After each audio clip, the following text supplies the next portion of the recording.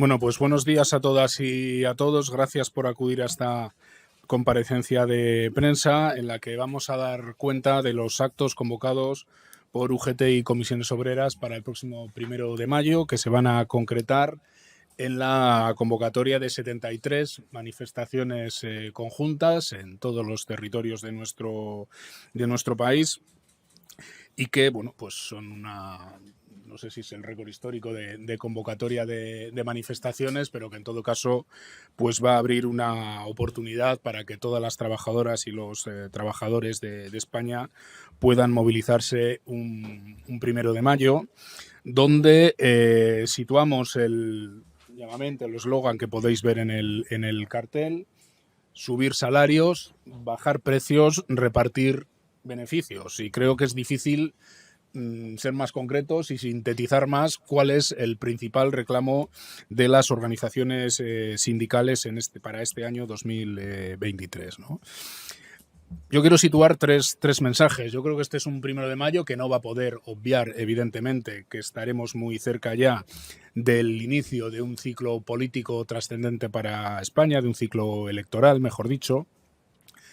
No, decía ayer, y considero que es así, el ciclo electoral seguramente más importante que afronta nuestro país desde el año 1982. Un 1 de mayo también que tiene que ser de balance, porque son muchas las cuestiones y las cosas realizadas en el último periodo en materia laboral, en materia de contratación, en materia de pensiones.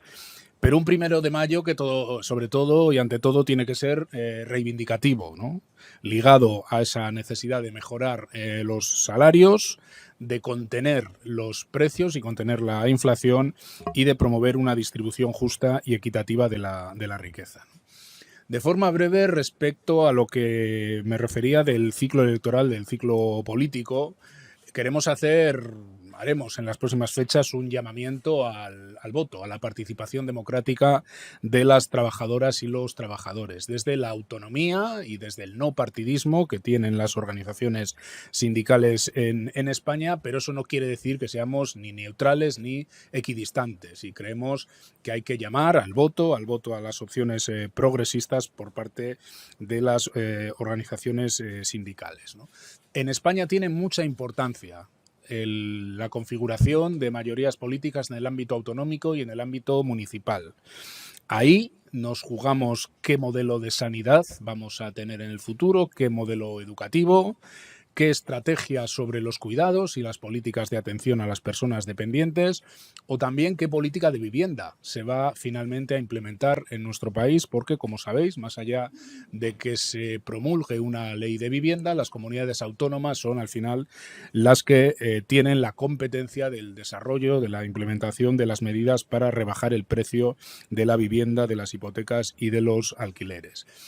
Nos jugamos mucho los trabajadores y las trabajadoras, porque realmente negociar salarios está muy bien en los convenios colectivos, pero si esa negociación de subidas salariales luego se tienen que dedicar a pagar hipotecas o alquileres abusivos, seguros médicos, tarifas a la enseñanza concertada o gasolina, porque resulta que no hay un sistema de transporte público accesible y en condiciones, pues esa subida salarial se merma o se queda en agua de borrajas. Por tanto, ese modelo social pasa por las comunidades autónomas y pasa también por los ayuntamientos en buena medida, ¿no?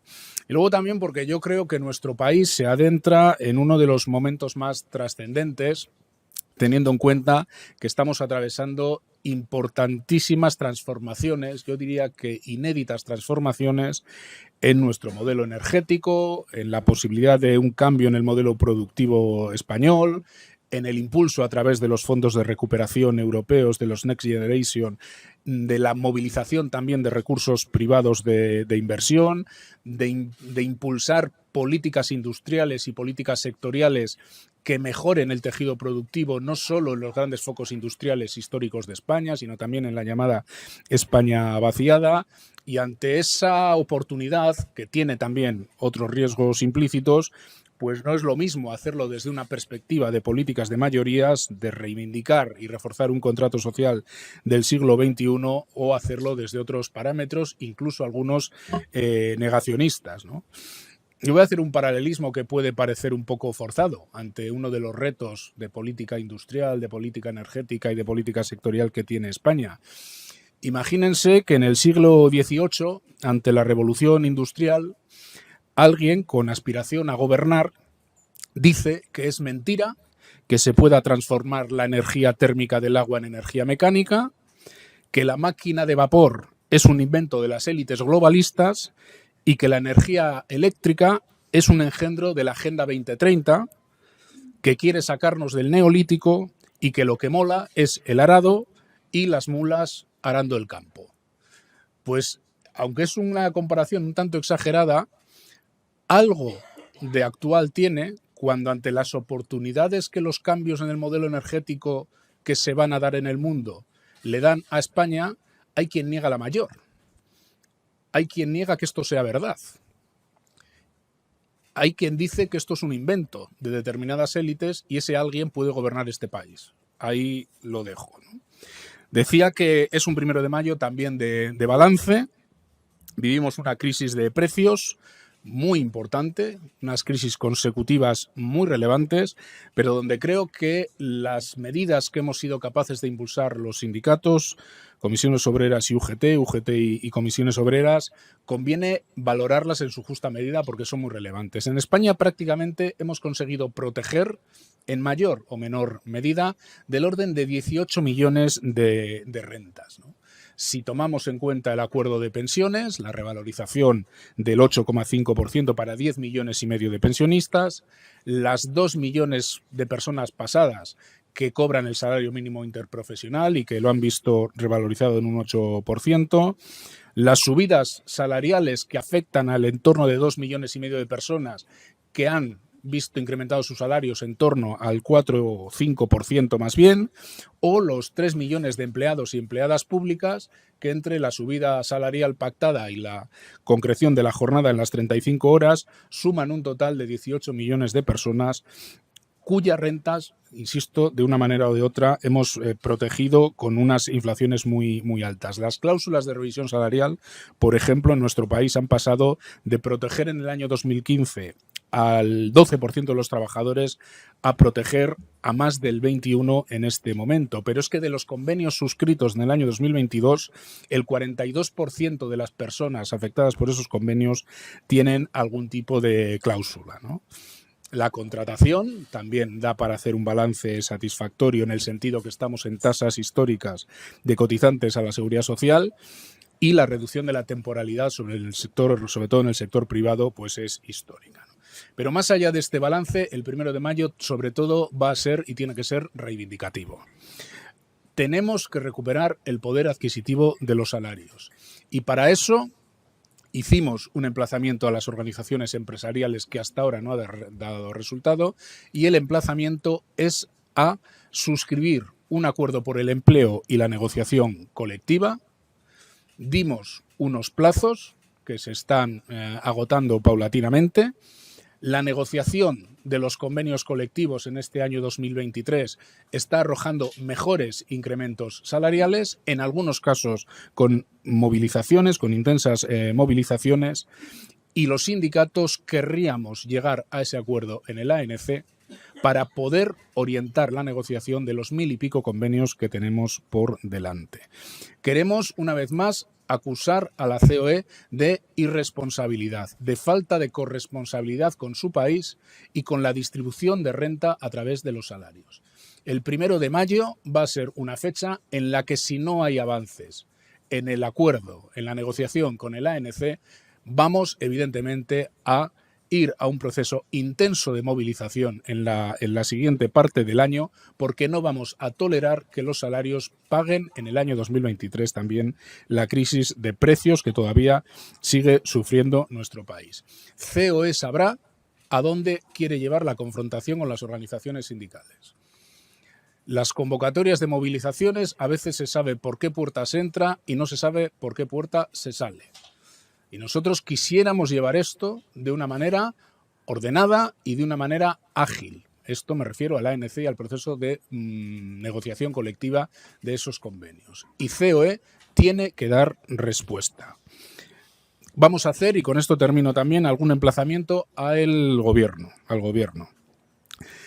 Se lo hemos hecho ya por activa y por pasiva y algún paso ha dado. Necesitamos que facilite información en los convenios colectivos. Ha anunciado la puesta en marcha de un observatorio de márgenes empresariales en el que los sindicatos queremos jugar un papel. Y es muy importante que ese observatorio de márgenes empresariales dé información a los convenios colectivos de cuál es la marcha real de las empresas. Y también que el gobierno no se resigne en lo que queda de legislatura a mover piezas de política fiscal. Hoy conocíamos el dato de cuántos hogares vulnerables, según el Banco de España, están sufriendo la subida de tipos de interés. El 13% de los hogares endeudados en España, es decir, más de 1,5 millones de hogares, están en situación de vulnerabilidad por efecto solo de la subida de los tipos de interés. Ya ni siquiera hablo de la inflación. Esto no se puede asumir como normal. Si no hay reparto por la vía de los salarios, tiene que haber a la vez reparto por la vía de los impuestos y de las transferencias a las familias que lo necesitan. Si no hay acuerdo salarial, el gobierno tiene que tocar el impuesto de sociedades, como ya reclamamos UGT y comisiones obreras, para con esos recursos proteger a las familias vulnerables. Y no nos podemos resignar a que no haya una política de control de precios en materias tan sensibles como la vivienda, en materias tan sensibles como los alquileres y también compromisos de que las empresas dejen de incrementar sus márgenes de beneficios por la vía de incrementar los precios al consumo de productos básicos. Y este es un emplazamiento que también le hacemos al Gobierno de España. Y por mi parte nada más y le dejo la palabra a Pepe. Creo que estaba antes. Sí. Buenos días a todos y a todas. Gracias por acompañarnos en esta rueda de prensa de presentación de los actos del 1 de mayo. Curiosamente, creo que va a ser un 1 de mayo que va a estar repleto de manifestaciones a lo largo y ancho de nuestro país. Yo no recuerdo en los últimos años que se hayan convocado 73 manifestaciones por parte de las organizaciones sindicales, y eso creo que es un dato significativo de la importancia que desde los sindicatos damos a esta convocatoria de manifestaciones, damos a esta fiesta reivindicativa que es el 1 de mayo. El 1 de mayo es una fiesta reivindicativa de las trabajadoras y los trabajadores de todo el mundo, y a mí me vais a permitir que también diga que desde las organizaciones sindicales convocantes, desde Comisiones Obreras y la UGT, queremos extender nuestra solidaridad con los trabajadores y las trabajadoras del conjunto del planeta que van a estar reivindicando en algunos casos, que no van a poder reivindicar en otros casos porque no tienen libertad sindical. Creo que no tenemos que perder la perspectiva de este carácter internacional del 1 de mayo, teniendo en cuenta que además las causas económicas, políticas que vivimos en Europa tienen bastante que ver con la coyuntura internacional, no solo por la guerra de Ucrania, que efectivamente es uno de los factores detonantes de esta situación de crisis, sobre todo por lo que hace referencia a los precios que estamos viviendo, sino también y muy especialmente con los trabajadores y las trabajadoras de Francia, que llevan una lucha ejemplar y que también este 1 de mayo quieren que sea un hito que forme parte justamente de esos puntos de inflexión que quieren imponer al gobierno de Macron para que dé marcha atrás con la reforma de las pensiones. Es evidente que en España Si el año pasado, por estas fechas, hubiéramos hecho una rueda de prensa y hubiéramos explicado que al año siguiente, que este año íbamos a estar en las condiciones en las que estamos, seguramente que muchas personas, sobre todo muchos estudiosos, nos dirían que no estamos pisando la realidad, porque las perspectivas económicas que se aventuraban hace un año eran perspectivas económicas cuando menos catastrofistas.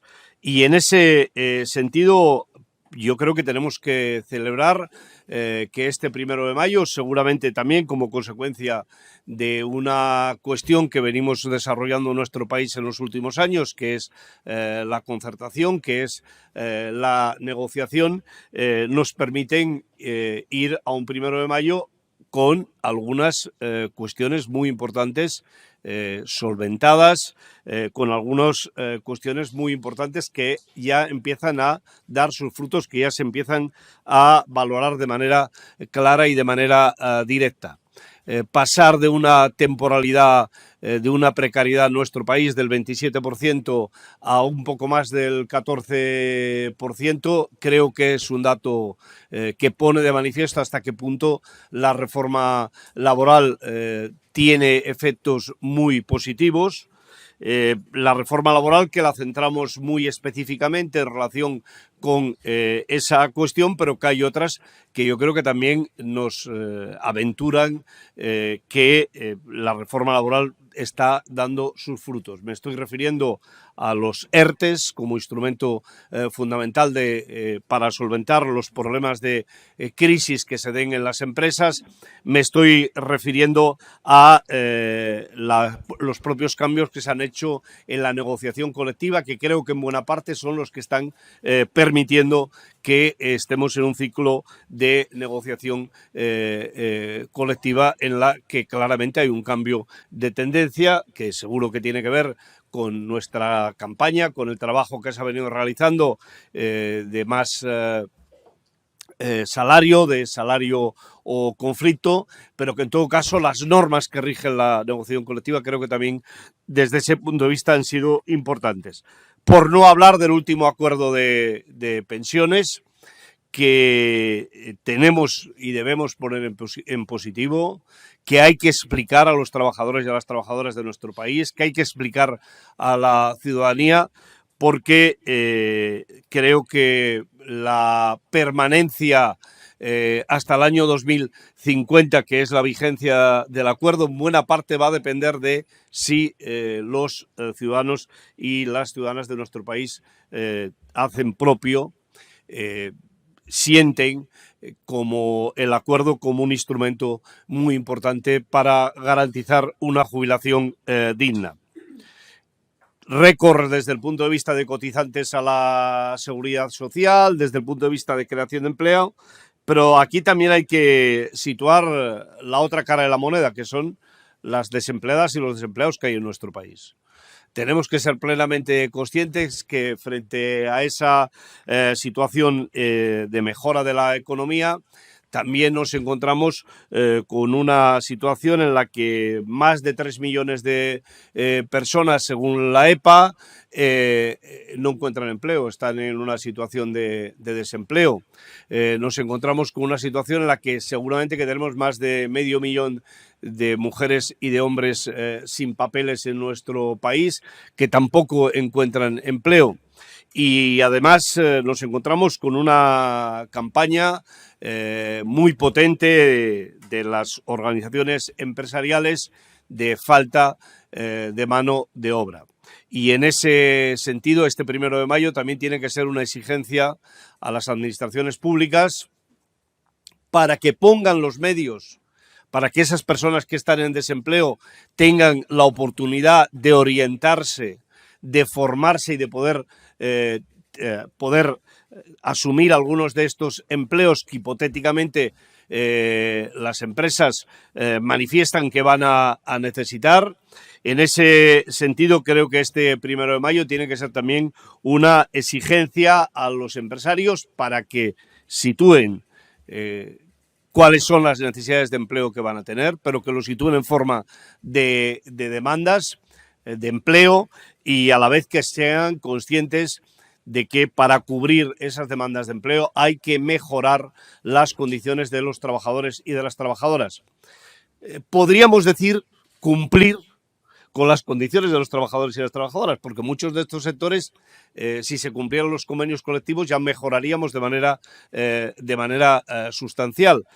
Pero en todo caso, cumplir y mejorar las condiciones de los trabajadores y las trabajadoras, porque ahí es donde van a tener la solución, de ahí es de donde van a tener que sacar las personas que necesitan para que las empresas funcionen durante esta temporada que se avecina, que parece que va a ser una temporada, sobre todo desde el punto de vista de el empleo, desde el punto de vista del sector turístico, muy, muy importante, con una demanda de empleo muy, muy importante.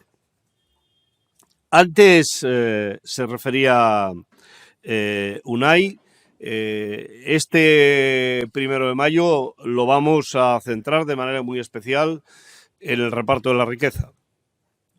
Es decir, necesitamos que un país que está creciendo económicamente, un país en el que los beneficios crecen exponencialmente, que estamos en márgenes de beneficios globales por parte de las empresas absolutamente desconocidos, que en los últimos años hay un traspase de rentas del trabajo a rentas del capital absolutamente inaceptable.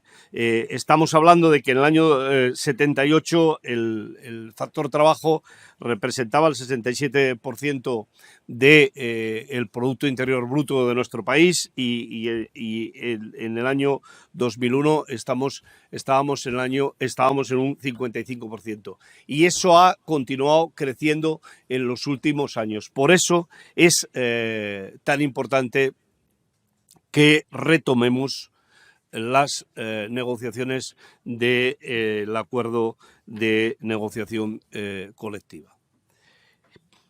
Y vamos a ser muy claros con la COE. Y conviene que los trabajadores y las trabajadoras de nuestro país sean conscientes que el 1 de mayo también se van a jugar su convenio colectivo.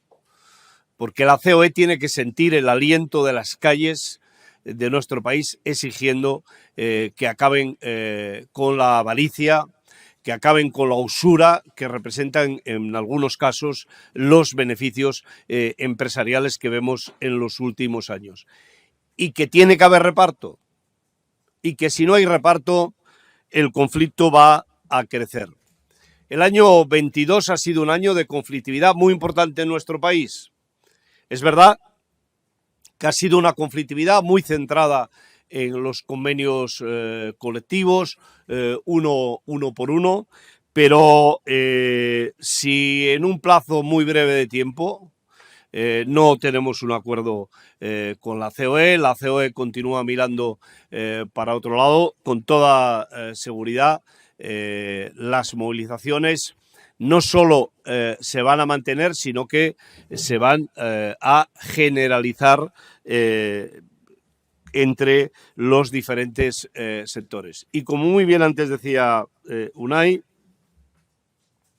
las movilizaciones sabemos cómo empiezan. Sabemos de qué manera las queremos desarrollar, pero no sabemos cómo acaban ni cuál es el recorrido que van a tener, y la única responsable de que esto no se pueda evitar es la COE, es la avaricia, es ese intento de privar a los trabajadores y a las trabajadoras de nuestro país de la posibilidad de mejorar sus condiciones de trabajo. Porque en España, junto a los problemas salariales, tenemos problemas muy importantes de carácter social. Este es un país en el que hay mucha gente que vive mal, que tiene muchísimas dificultades para poder llegar a final de mes.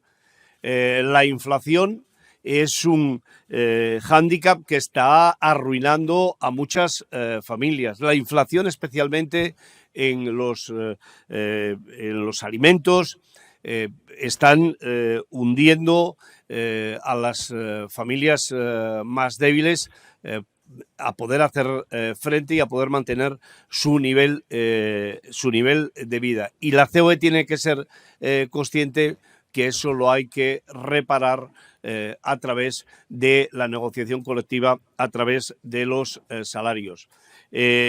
Afortunadamente parece que el tema de la vivienda va a ser una de las cuestiones de análisis, de debate, de solución en los próximos meses, en los próximos años en nuestro país.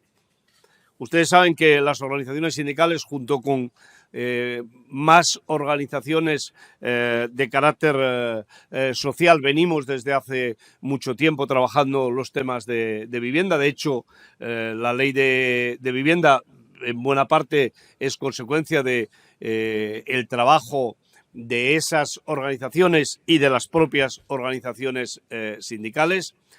Y el gobierno, sobre todo los gobiernos de las comunidades autónomas, los ayuntamientos, tienen que ser conscientes que esta situación no se puede mantener en nuestro país. Y necesitamos medidas a corto plazo.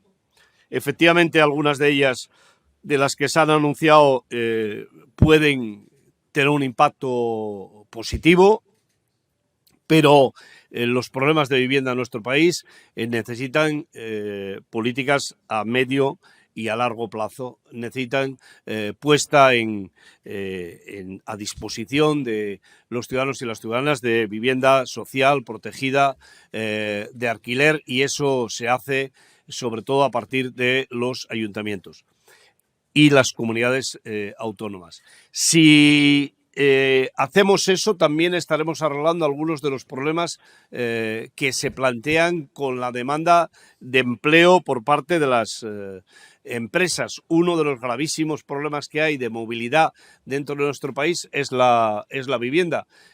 Un trabajador o una trabajadora que esté en desempleo en uno de los lugares del país donde hay menos tensión por lo que hace referencia a la vivienda, es muy difícil que pueda coger un puesto de trabajo en un lugar donde hay tantos problemas en relación con la vivienda, porque con los salarios que tenemos, pues se le puede ir el 60, el 70% de su salario para poder pagar el alquiler de la vivienda. Por eso nos parece muy importante que este sea uno de los temas fundamentales que tenemos que desarrollar. Miren, estamos viviendo una situación en la que las empresas tienen unos beneficios, decía antes, algunas de ellas de usura.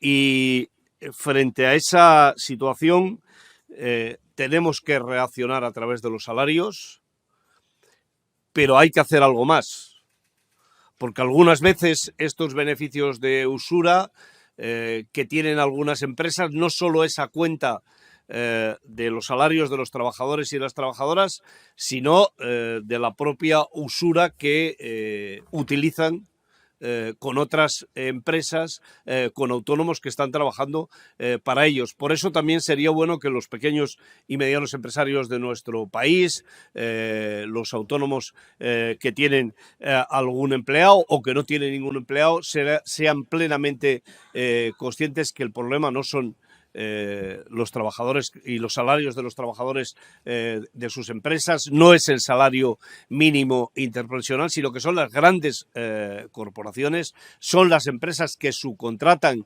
una parte muy importante de su actividad y que a través de esa subcontratación chupan una parte muy importante de los beneficios y dejan un margen muy escaso a las pequeñas y medianas empresas para después poder tener beneficios y subir los salarios.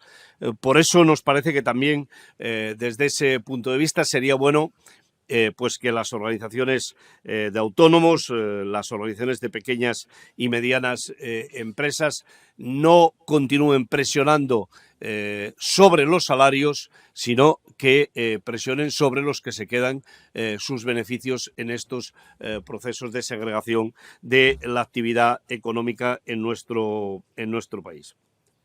Acabo diciendo que este es un 1 de mayo de consolidación de las conquistas que hemos hecho en los últimos años.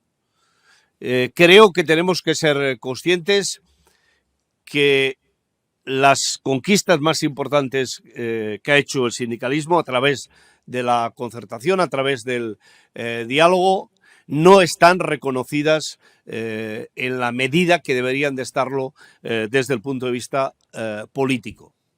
Y por tanto, este 1 de mayo tiene que también representar una respuesta clara y exigencia del trabajo de los trabajadores y las trabajadoras a que haya ese reconocimiento. Tenemos que consolidar desde el punto de vista político la reforma laboral.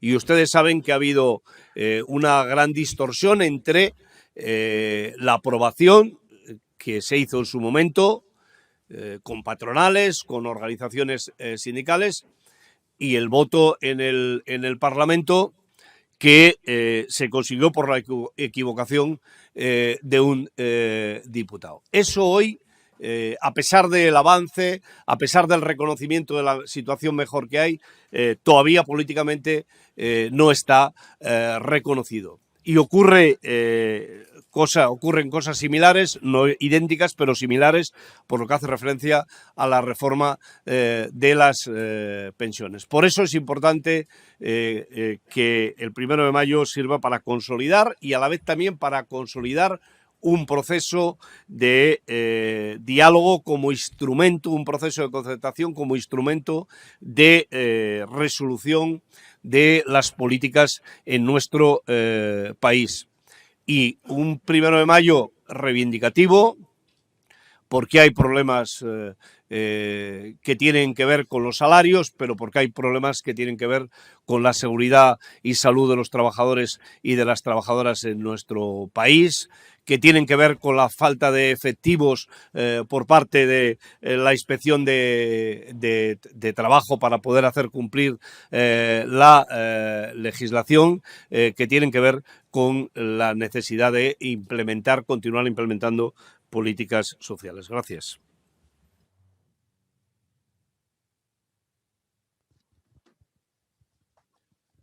Sí, hola. ¿Funciona? Sí. Hola, buenos días. Jaume Mas de La Vanguardia. Muchas gracias por la rueda de prensa. ¿Sí está funcionando? Sí. Vale, perfecto. Dada la actual situación, con la COE que lleva tiempo sin dar ninguna señal de que quiera sentarse a negociar, yo me pregunto si no sería el momento de aceptar por parte de los sindicatos que no va a haber esta negociación, asumirlo de una vez. Y respecto a las movilizaciones con las que ustedes han planteado, a ver si nos podrían dar algunos detalles, estrategia, etcétera. Y una pregunta, una frase que han repetido los dos y que no sé cómo interpretar. Es esta de que las movilizaciones sabemos cómo empiezan, pero no cómo acaban. No sé si es un aviso, un temor o una amenaza. Gracias.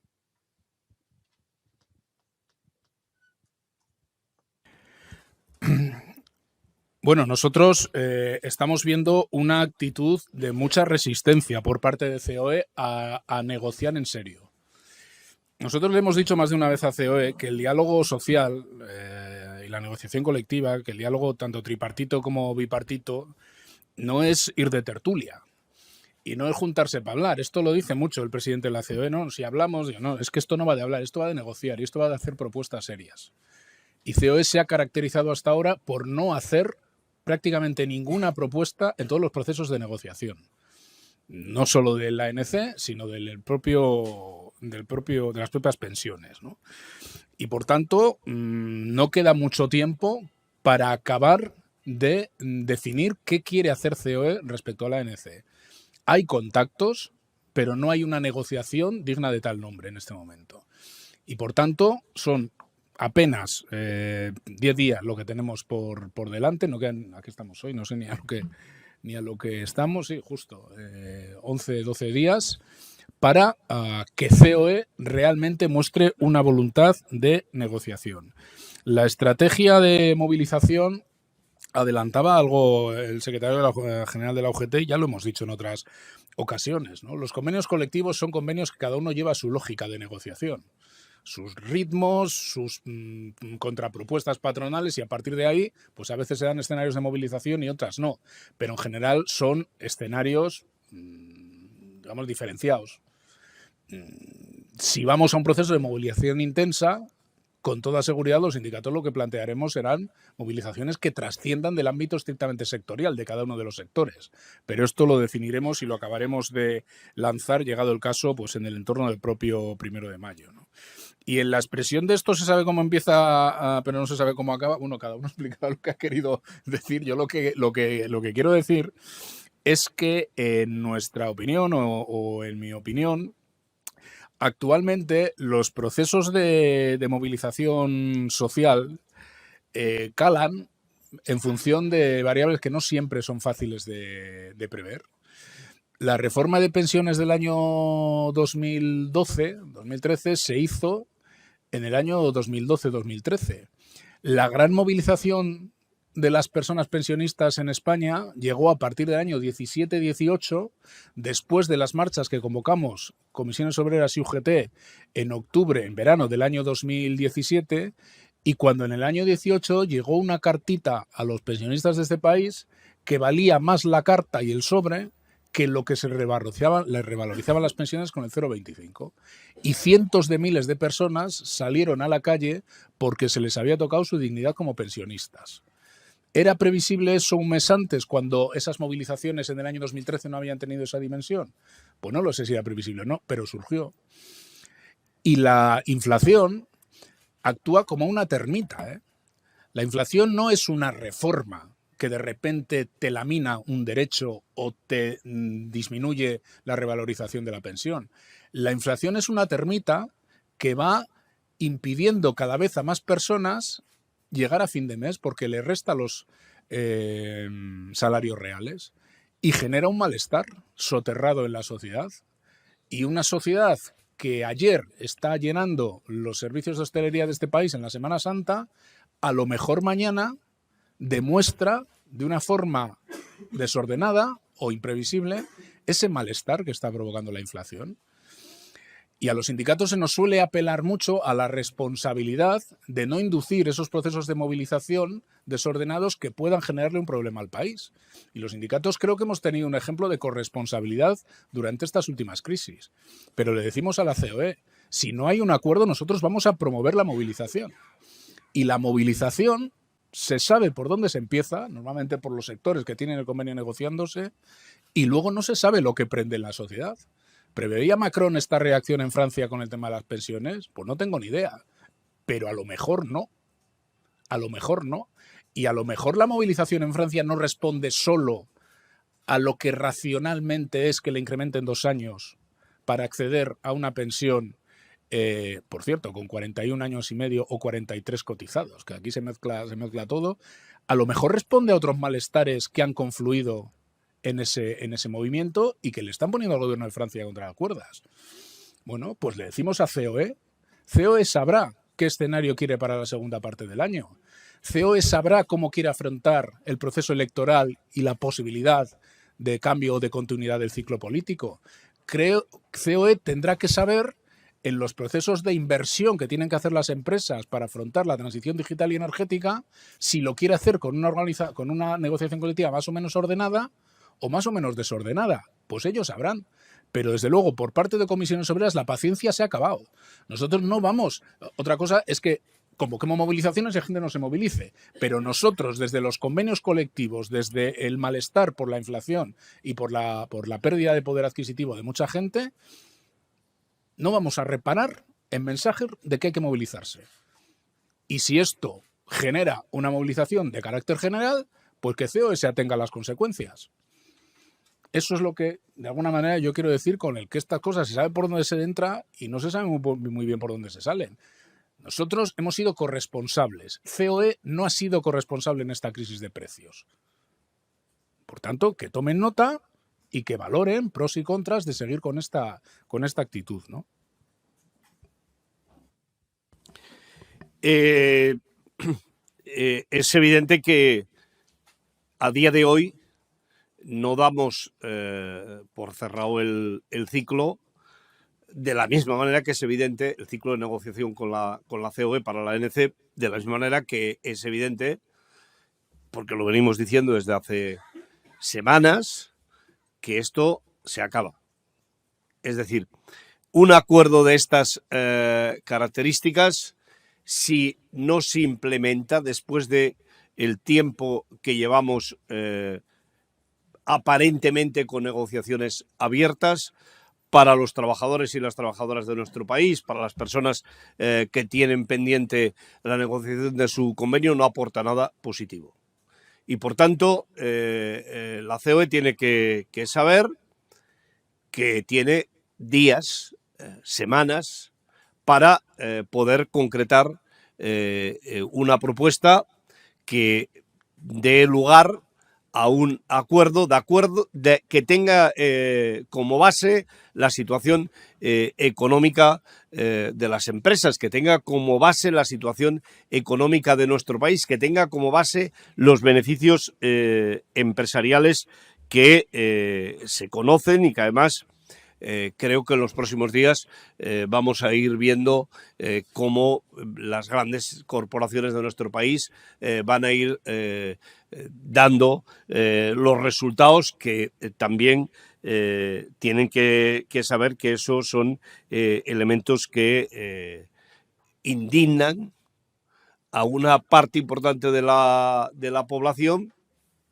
que ven cómo el beneficio de su trabajo se lo llevan los accionistas de las grandes corporaciones a través del reparto de beneficios. Eso debería de indignar también a autónomos y a pequeños empresarios, que una parte de su trabajo también se va a través de los beneficios de esas grandes corporaciones y no a través de la subida de los salarios de los trabajadores y de las trabajadoras, ni siquiera con la subida del 8,5% del 8% del salario mínimo interprofesional. Yo creo que ha quedado bastante claro qué queremos decir cuando decimos que las movilizaciones sabemos cuándo las convocamos, sabemos por qué las convocamos, pero cuando cogen ese carácter que ya no es solo un convenio colectivo, que ya no solo son dos convenios colectivos, sino que es un instrumento de protesta que tiene un carácter más general, pues ahí hay un riesgo que la patronal sabrá si quiere correr o no quiere correr. Si quiere que este país, a pesar de lo que dicen, sea un país muy atractivo desde el punto de vista de la seguridad, de la paz social, de la seguridad jurídica, de la paz social, etcétera, etcétera, etcétera, o, por el contrario, pues no se generan esas condiciones. Y yo creo que el ejemplo francés es el más claro. Desde luego, yo creo que Macron seguramente que no pensaba que esto iba a enganchar de esta manera. Tengo la sensación de que las organizaciones sindicales igual tampoco.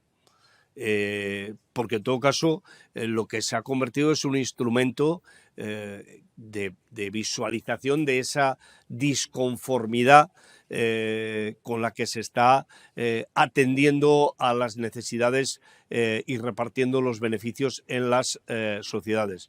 Y hoy, solemnemente, en el 1 de mayo, queremos pedirle a la gente que acuda a la manifestación, que se movilicen, que nos movilicemos, que no pensemos que es un día más, que es un ritual la manifestación del 1 de mayo, que tiene este año tiene una importancia trascendental, y a la COE, a los poderes económicos de nuestro país, de manera muy especial, que tiene en su mano hacer una propuesta, responder a nuestras demandas de acuerdo con la situación económica del país, que estamos a tiempo, hagámoslo.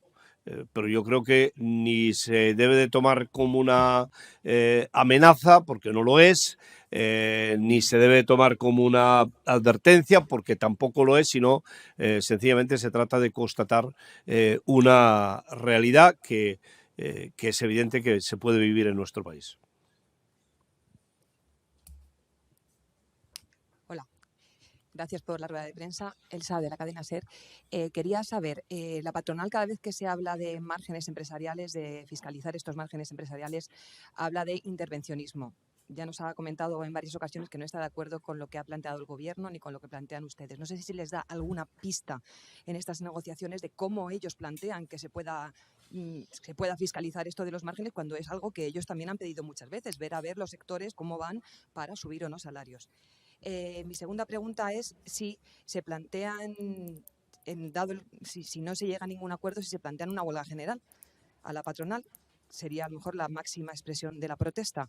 Y ya para concretar, han dicho que han interpelado al Gobierno diciendo que necesitan información en convenios colectivos y que que necesitan información sobre márgenes y que quiere jugar un papel en este observatorio. Quería que aclararan un poquito más qué papel sería. Gracias. Bueno, pues lo del intervencionismo está muy bien traído, pero seguramente quien nos podría contar exactamente a qué se refiere es la propia organización empresarial, porque a mí, en efecto, me parece un ejercicio de cinismo. Es decir,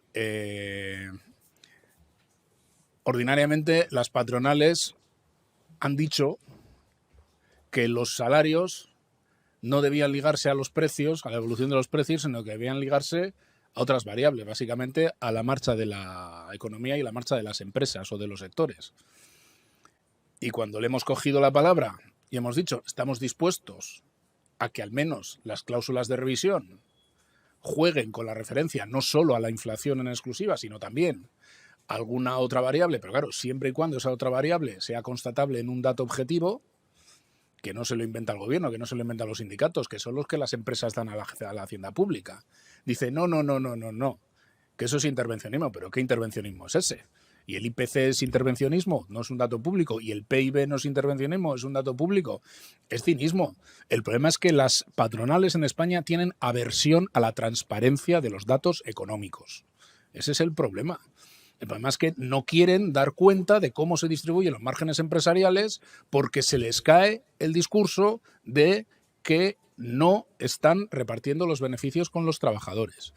Y por otra cosa muy importante que ha apuntado 2 veces ya Pepe en la rueda de prensa, porque este no es solo un conflicto empresas-trabajadores. Este es un conflicto entre las empresas y los sectores que tienen capacidad de determinar precio de mercado y el resto de los agentes económicos, donde en efecto una parte son las trabajadoras y los trabajadores y otra parte es ese tejido productivo que no tiene capacidad real de fijar el precio y se tiene que tragar lo que le impone el que maneja el mercado. Claro, y le está muy bien traída la apelación. Oye, ¿qué piensan de esto las asociaciones de autónomos? En concreto una, la que está en COE. ¿De verdad alguien cree que el problema de los pequeños autónomos y las pequeñas empresas en España es pagar 1.080 euros de salario mínimo, pagar 14.250 euros anuales? ¿O es que le están marcando unos precios donde la competencia es una puñetera ficción porque están pagando, o les están pagando lo que les obligan, por ejemplo, las empresas distribuidoras? Claro, es que aquí hay un empresariado en España que tiene que alzar la voz. Oiga, ¿qué es esto de que la política de vivienda es intervencionista, es soviética y no sé qué? Pero ¿saben los pequeños empresarios, o incluso los grandes empresarios de este país, el montón de recursos que las familias tienen que dedicar a pagar una hipoteca o un alquiler y por tanto no pueden dedicar a otras cosas y a generar otro tipo de economía? Es que tenemos una parte del tejido empresarial en este país que es absolutamente atrasista y que tiene pavor a la transparencia. Y el paso que hemos dado los sindicatos es que no es ninguna tontería. O sea, decir que estamos dispuestos a ligar una parte del incremento salarial a la marcha objetiva de las empresas es un paso que es lo que nos venían demandando durante muchos años. Es que tienen mucha cara. O sea, que no sé ya cómo decirlo, tienen mucha cara y no quieren que haya un elemento de transparencia, quieren manejar la información para seguir manteniendo su mensaje y su discurso, ¿no? En fin, en el tema de la información sobre cómo intervenir los sindicatos en ese... No te puedo decir nada porque es que tampoco sabemos exactamente en qué se va a concretar ese observatorio de márgenes. Hacemos un llamamiento al gobierno. Teniendo en cuenta que tenemos un poco el copyright de la idea, las organizaciones sindicales que la hemos lanzado a la arena pública, hombre, ya podían, no sé, no te voy a decir pagar royalties, pero sí al menos convocarnos, informarnos y ver qué papel podemos jugar en ese observatorio de márgenes y sobre todo, pues esto no se trata de aparecer por aparecer, cómo desde ese observatorio de márgenes se pueden trasladar los datos a las miles de unidades de negociación de convenio colectivo que existen en nuestro país. Y sobre el planteamiento de huelga general a la patronal o no huelga general, el 1 de mayo hablaremos de lo que estamos planteando. Yo creo que la pista que planteaba Pepe es bastante obvia, ¿no? Es decir, vamos a trasladar de una lógica de negociación individual y por tanto de negociación y conflicto en los convenios colectivos a una lógica general del montón de convenios colectivos que están abiertos. Y está bien planteado también, esto no va ni de amenazar ni de advertir, esto va de constatar una cuestión. Y es que si hay un proceso de movilización general vinculado a los convenios colectivos, es constatable que esto puede prender en una movilización de calado en un país como España. ¿Es eso lo que quiere COE? Bueno, pues ellos verán. Yo tengo la sensación de que a cualquier cosa que le pregunten a la COE, la respuesta es intervencionismo. O sea, yo no llevo un tiempo largo, unos meses, que cuando ustedes le preguntan a la COE por la vivienda, la respuesta es intervencionismo. Si le preguntan por una empresa española como Ferrovial que se va del país y que el gobierno manifiesta opiniones al respecto, la respuesta es intervencionismo. Si queremos conocer los márgenes empresariales, la respuesta es intervencionismo. Bueno, creo que va a tener que pasar la COE de utilizar este latiguillo para todo a dar explicaciones. Y a mí me gustaría que en realidad las explicaciones se den también dentro de la propia COE. Yo pienso algunas veces cómo se pueden sentar en la misma mesa la gran banca, la pequeña y mediana empresa, una parte de los autónomos de nuestro país y conciliar posiciones tan comunes como las que vemos estos días, cuando en realidad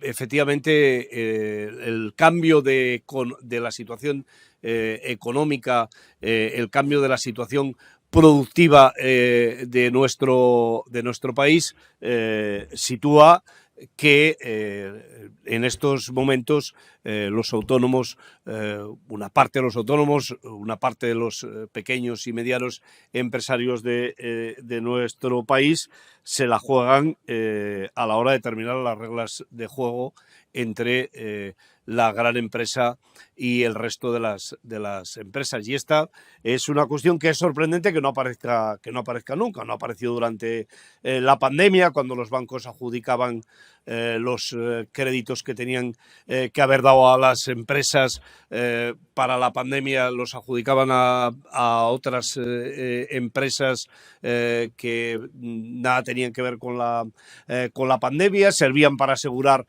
créditos de otras empresas y por parte de la patronal, claro, si quiere tener una sola voz, no puede representar al autónomo, al pequeño empresario y a la vez a la gran banca. Y este es un tema que va a haber que abrir, porque este es un cambio real que se ha producido en la economía de nuestro país. Y de la misma manera que hay una ley se ha tenido que desarrollar una ley para que no se pueda producir bajo costes, para que las distribuidoras no puedan obligar a los agricultores a vender bajo costes, pues en algún momento va a haber que ver por qué no se hace algún tipo de cuestión similar en relación con la distribución de los beneficios que ejercen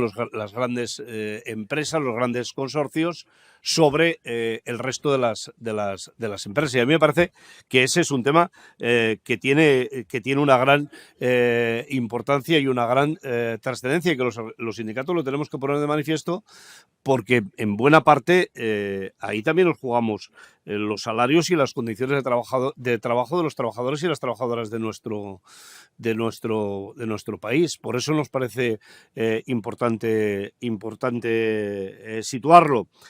Y es evidente que vamos a ir teniendo la oportunidad de ir concretando de aquí al 1 de mayo, el propio 1 de mayo, mucho más qué tipo de movilizaciones, de qué estamos hablando, pero en todo caso, también para que no nos lo tomen a broma, los sindicatos creo que en los últimos 2 años hemos ido trabajando muy seriamente con nuestras organizaciones, hemos ido consolidando procesos de movilización muy importantes que nos han dado beneficios. Creo que si no, no estaríamos en la actual situación, por lo que hace referencia a la subida de salarios, por ejemplo, en el año 23, o a la cláusula de revisión salarial. Y ahora justo lo que tenemos que hacer es, con toda seguridad, dar un paso más, porque algunos de los sectores que nos quedan por solventar el convenio son complejos desde el punto de vista de la movilización, y ver de qué manera somos capaces de poder situar todos estos temas. Emilio Sánchez, del País. Gracias por la rueda de prensa. Una pregunta concreta. Han hablado de días, de semanas, de cara pues a esta negociación que están, bueno, han dicho que no es que se esté manteniendo como tal, ¿no?, que está habiendo contactos, pero me gustaría saber, antes de que termine el mes de mayo, o sea, podría ser una fecha, o sea, si nos plantamos en junio sin un acuerdo con la COE, entonces daríais ya por rotas esas conversaciones, iríais a esa escalada en las movilizaciones como habéis comentado. Me gustaría también abundar en la pregunta de la cadena SER, o sea, que les han preguntado directamente por la huelga general, incidir aún más en ello. O sea, es algo que ahora mismo está sobre la mesa de los sindicatos. Y para terminar, ¿por qué creen que ha habido tantos acuerdos con la COE en la primera parte de la legislatura y en este último año no los está viendo?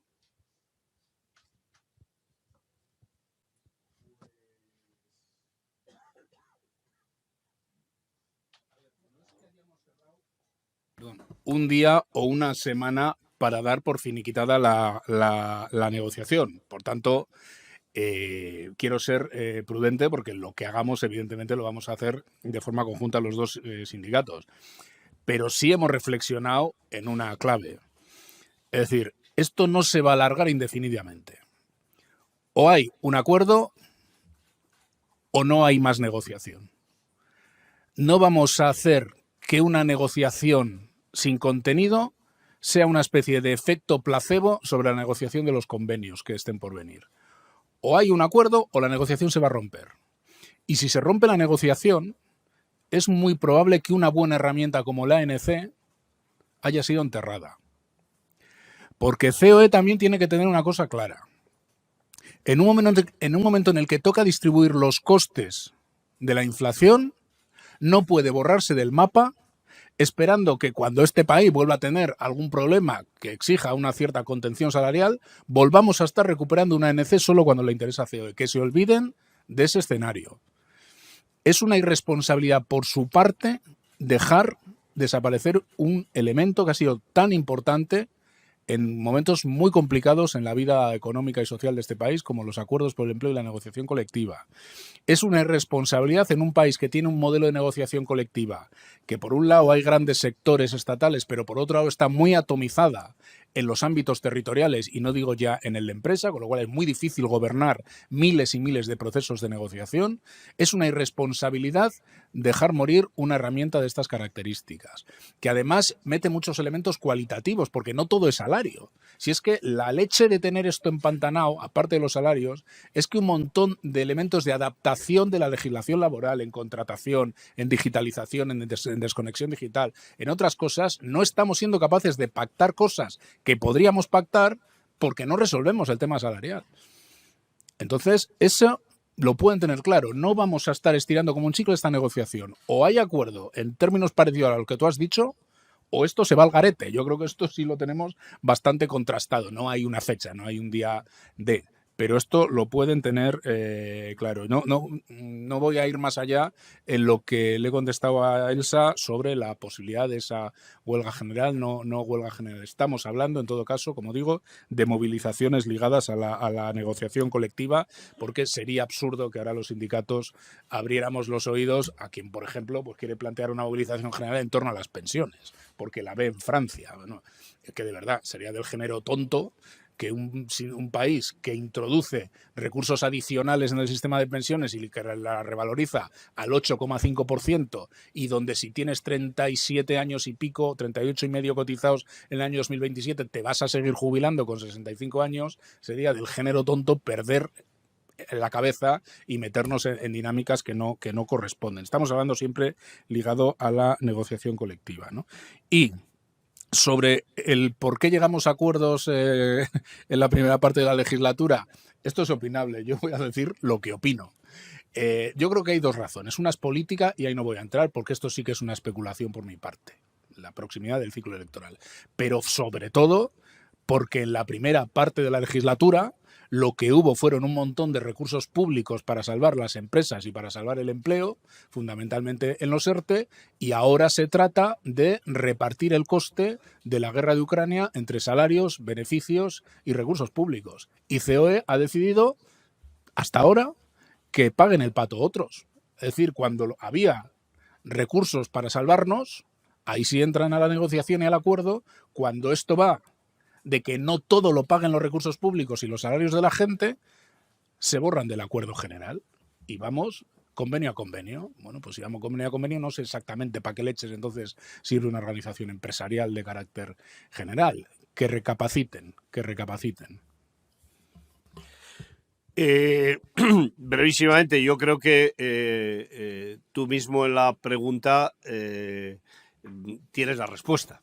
Es decir, la negociación colectiva la tenemos que hacer antes del periodo de vacaciones y por tanto, los límites temporales justamente tienen que ver con que nosotros no queremos dejar para el mes de septiembre los convenios colectivos que hay pendientes, sino que los vamos a activar antes y por tanto en ese sentido y en esos parámetros son los parámetros en los que estamos con los que estamos trabajando desde las organizaciones sindicales.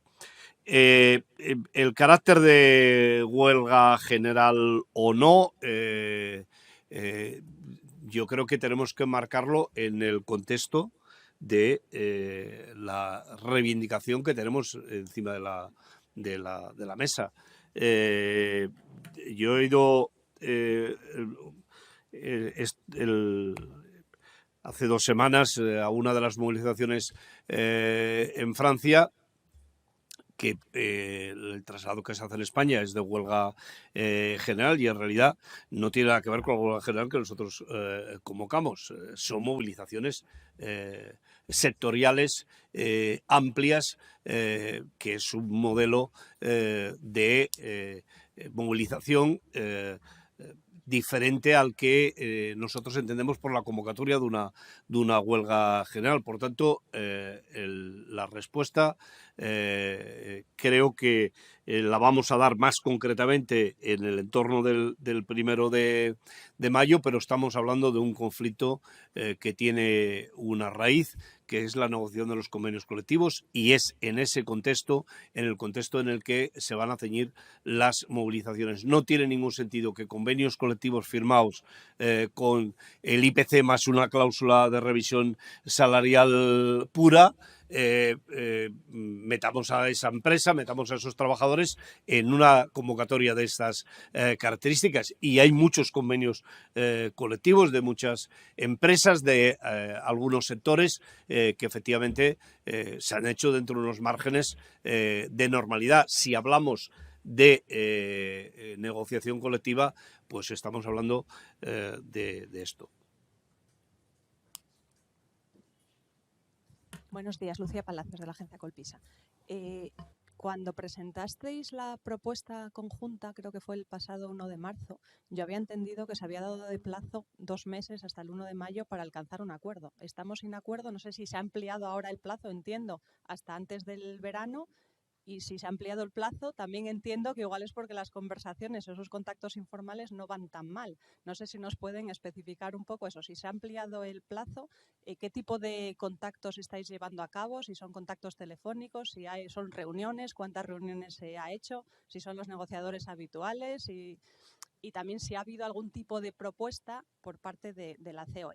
Y por otra parte, también habéis lanzado el órdago de que si no había acuerdo antes del 1 de mayo, ibais a pedir al Gobierno que subiera la contribución mínima del impuesto de sociedades. No sé si habéis hablado ya algo con el Gobierno, le veis predispuesto en caso de que finalmente no se llegara a un acuerdo. Gracias. Bueno, yo creo que todo lo que tiene que ver con los contactos, el tipo de reuniones, yo creo que es muy importante todo lo que tiene que ver con la discreción también. Pero lo que sí podemos decir es que no hay una negociación en profundidad que nos permita ni remotamente atisbar en este momento un acuerdo, porque no hay una posición ni siquiera seria por parte de las organizaciones empresariales. A partir de ahí, yo soy partidario de que lo que se haga con cierta discreción, porque si no, vamos, si alguna posibilidad hay, desde luego, si se yo entiendo la pregunta, claro, que para eso sois periodistas, ¿no? Pero también tienes que entender que la respuesta va a ser, al menos vamos, por nuestra parte, con de absoluta discreción, se dé o no un proceso real de negociación, ¿no? Y con el tema del impuesto de sociedades, realmente es una vieja propuesta fiscal de las organizaciones sindicales. Tampoco es que hayamos inventado nada, ¿no? Lo que hemos dicho es que es decir, que tiene que haber un tipo mínimo efectivo en el impuesto de sociedades que se calcule sobre el beneficio contable y que evite que el montón de deducciones y de exoneraciones a la postre lleve a las empresas a pagar, las grandes empresas, el 5 o el 6% de impuesto de sociedades y la media en torno al 10%. Esto hay que modificarlo. Y esto no va de si es el 15 el impuesto mínimo o el 17 o el 20, va de sobre qué se computa. Y nosotros lo que le decimos al Gobierno es, oiga, si no hay manera con estos señores de llegar a un acuerdo que permita distribuir la riqueza que se está creando a través de los salarios, pues tendrán ustedes que tomar una actitud más ofensiva en materia fiscal. Y ese es el planteamiento. No hemos tenido un contacto expreso, yo al menos no he hablado expresamente en los últimos tiempos de esto con el Gobierno, porque ya lo sabe. Es decir, María Jesús Montero sabe perfectamente cuál es la propuesta fiscal de los sindicatos y desde luego le seguiremos emplazando porque creo que es muy mejorable la recaudación por impuesto de sociedades, sobre todo en los grandes grupos de empresas y en los grupos integrados de empresas, que son los que menos pagan, ¿no? Es otra. Me gustaría a mí también que las asociaciones de autónomos de vez en cuando pusieran ahí el foco, sobre todo alguna, ¿no? Alguna lo pone, pero otra no, y particularmente la que está integrada en COE, ¿no? Es decir, que la pequeña empresa en España pague de media un 14-16% de sociedades y los grupos integrados un 5, 6, 7, pues bien, muy bien la representación de las pequeñas empresas en España, ¿no? Bueno, yo creo que podía dar por plenamente respuesta a la pregunta, porque efectivamente, por muchas vueltas que le que le demos llegaremos al mismo sitio. Yo no tengo conciencia de que hayamos situado el 1 de mayo, es posible que alguna vez alguno lo hayamos dicho, entre tantas cosas que decimos, pero no hemos cambiado la fecha. Si esa es la pregunta, no, en realidad no hemos cambiado la fecha, es decir, no estamos planteando finales de mayo cerrado. En todo caso, el cómo rompemos si hay ruptura lleva un tiempo. Estamos hablando de cientos de convenios en decenas de provincias, en comunidades autónomas, convenios de ámbito estatal, y todo eso lo estamos trabajando con nuestras organizaciones y en buena parte, a partir de la ruptura, no queremos dormir, sino que todo el mundo sea consciente de que no se rompe para no conseguir los objetivos que tenemos, sino que se rompe porque la metodología que tan buenos resultados ha dado a España a través de los acuerdos generales de negociación colectiva, la patronal la ha roto. A ellos no les gusta que les digamos que se han levantado de la mesa, es igual, la ha roto, se han levantado de la mesa. No hay contrapropuestas, y yo creo que se ha de ver desde ese punto de vista. Y por lo que hace referencia al gobierno y a todo el tema que tiene que ver con la fiscalidad, las cargas fiscales, la necesidad de que haya un proceso de transparencia para que se visualice dónde se quedan los beneficios de las empresas, que yo creo que ese es uno de los temas esenciales. Pues vamos a tener la oportunidad de ir situándolo. Tampoco tenemos por qué venir con propuestas que previamente hayan sido conocidas por parte del gobierno. Ya tendremos tiempo de planteárselo. Hola, gracias por la rueda de prensa. Soy Alba Senjo, del Independiente. Yo quería ahondar un poco más en una pregunta a la que en parte han contestado, pero es ¿por qué creen que la movilización social está siendo tan baja con el tema de la pérdida de poder adquisitivo y la inflación? O sea, no quiero entrar en número de afiliados de los sindicatos y tampoco quiero entrar en que el empleo va bien, que creo que forma parte de los motivos, ¿no? Pero más allá de lo que han dicho, de que es como una termita, es que en la calle lo que estamos viendo es que hay manifestaciones de pensionistas con muchísimo más seguimiento, con la subida del 8,5%, que ya es sorprendente, que otras movilizaciones para pedir subidas salariales. Supongo que influye que salir a la calle para pedir a los empresarios alzas salariales es una cosa un poco, que no está como muy presente en el imaginario colectivo. Quizás la gente debería ir más, ¿no?, a su propio, o sea, lo tienen más relacionado con su propia empresa y tal, pero tampoco estamos viendo a la gente formar comités de empresa o secciones sindicales, a menos que me digáis lo contrario, a lo loco. Entonces, pues eso, muy concretamente, ¿por qué creen que eso? ¿Qué carácter a nivel sociológico, por qué creen que la movilización social está siendo baja? Y luego, por otro lado, quería ver si me pueden hacer algún comentario sobre las subidas salariales dentro de los propios sindicatos, a raíz tanto de las últimas movilizaciones que se han anunciado trabajadores de UGT en diferentes comunidades autónomas, como también la huelga de los trabajadores de comisiones obreras en Galicia. Y bueno, creo que no me dijo ninguna más. Muchas gracias.